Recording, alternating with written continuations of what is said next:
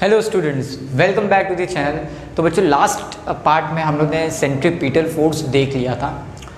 Basically centripetal force किसी के द्वारा प्रोवाइड की जाती है, ये सारी चीज़ें हम लोग ने यूनिफॉर्म सर्कुलर मोशन वाले पार्ट में अच्छे से देख लिए थे।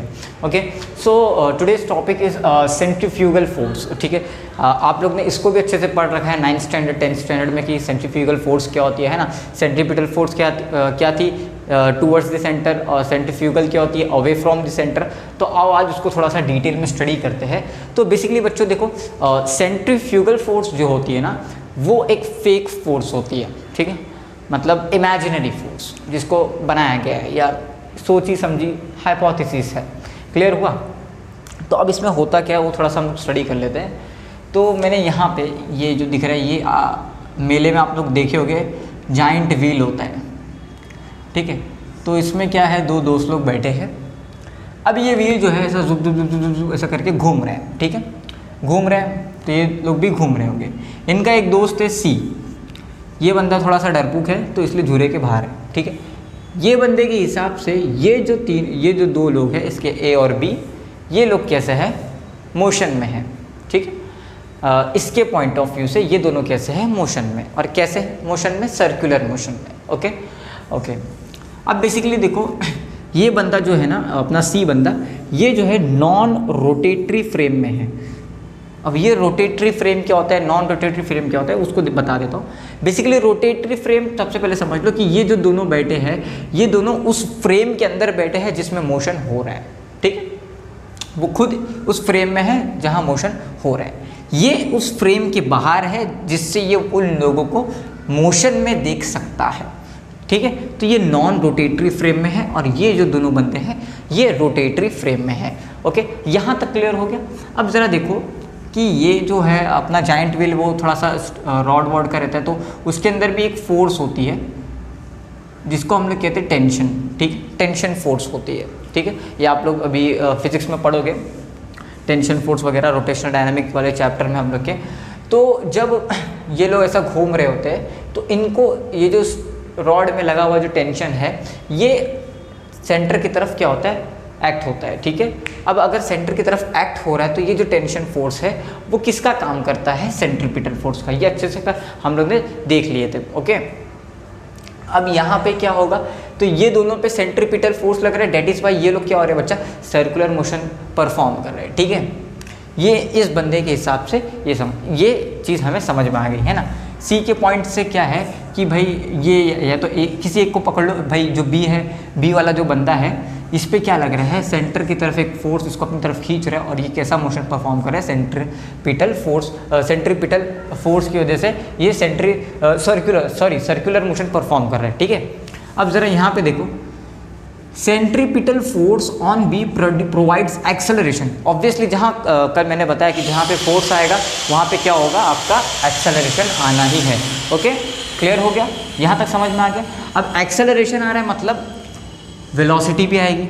ठीक है, सबसे पहले अगर देखें तो कल हम लोगों ने ये देखा था कि अगर कोई बॉडी सर्कुलर मोशन परफॉर्म करती है तो उसका स्पीड कांस्टेंट होता है, बट उसका जो वेलोसिटी है वो कांस्टेंट नहीं होता है, बिकॉज डायरेक्शन ऑफ मोशन क्या होता है, चेंज होता है। डायरेक्शन ऑफ मोशन चेंज होने की वजह से उसके अंदर वेलोसिटी आ जाती है ना, और वेलोसिटी के पास मैग्नीट्यूड और डायरेक्शन दोनों होता है। अब अगर वेलोसिटी आ रही है, वेलोसिटी चेंज हो रही है, तो change in velocity is nothing but acceleration. ये भी हमने सीखा है। तो ये जो सेंट्रीपिटल फोर्स है, इसी की वजह से इसके अंदर क्या आएगा, सेंट्रीपिटल एक्सेलरेशन आएगा।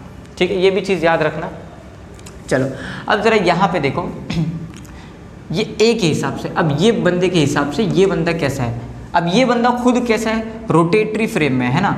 ऑब्जर्वर अब कैसा है, रोटेटरी फ्रेम में है, ये खुद उस फ्रेम के अंदर बैठा है जहाँ पे मोशन क्या हो रहा है। ठीक है, तो अब इसके हिसाब से ये कैसा है, क्या मोशन में है, वो नहीं है ना। दो झूला ऐसा घूम रहा है, ऐसा घूम रहा है ना, ऐसा घूम रहा है, मतलब मैं घूम रहा हूँ, झूला भी ऐसे ही घूमता है, ऐसा सर्कुलर पाथ में ऐसा घूमता रहता है। तो हम लोग भी ऐसा घूम रहे हैं, मगर अगर मैं अपने दोस्त को देखता हूँ तो वो कैसा है, वो रेस्ट पोजीशन पे, वो मोशन में नहीं है। ठीक है, मेरे फ्रेम ऑफ रेफरेंस के हिसाब से, यानी रोटेटरी फ्रेम के हिसाब से ये बंदा कैसा है, रेस्ट पे है।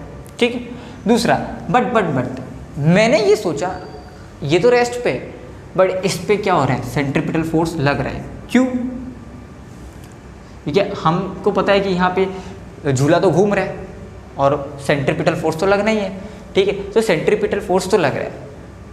तो ये चीज़ तो अब मेरे को भी नहीं समझ में आ रही है भाई, ये कैसे होगा कि ये रेस्ट पे बट इस पर सेंट्रीपिटल फोर्स लग रहा है। तो मैंने मतलब जो ए वाला बंदा है, मैं नहीं, वो अपनी जस्टिफिकेशन के लिए इस ये यहाँ पे आओ, इस बी वाले बंदे पे अंदर की तरफ इस टेंशन का जो फोर्स है वो किसका काम कर रहा है, सेंट्रीपिटल फोर्स का। FCP मतलब सेंट्रीपिटल फोर्स, सेंट्रीपिटल फोर्स का काम कर रहा है, ठीक है।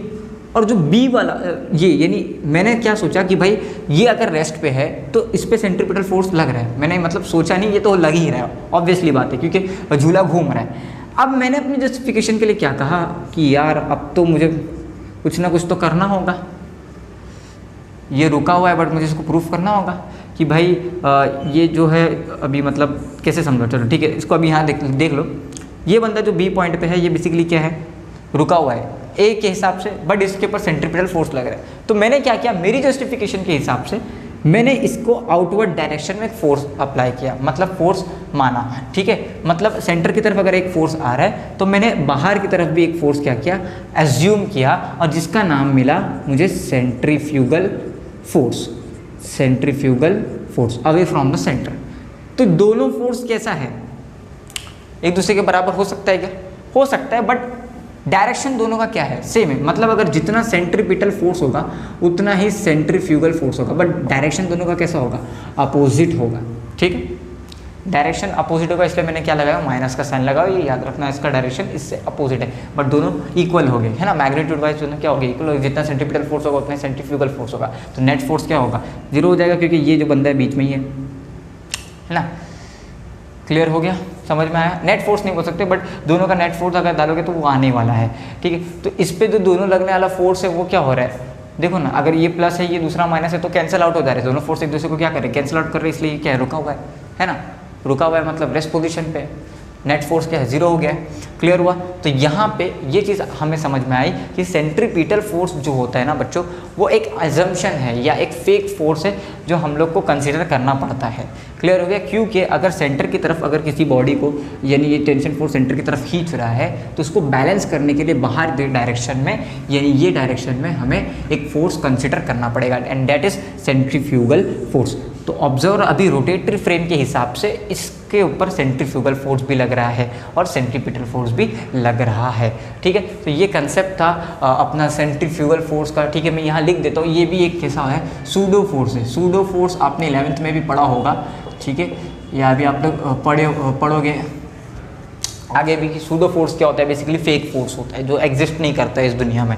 क्लियर हो गया। सो आई होप ये वीडियो आपको पसंद आया होगा। इस वीडियो को लाइक कीजिए, शेयर कीजिए और ऐसे ही मैकेनिक्स के जो भी वीडियोस अगर आपको चाहिए तो मैं इसके ऊपर वीडियो बनाते रहूँगा। और इस वीडियो को लाइक कीजिए, शेयर कीजिए अपने दोस्तों में।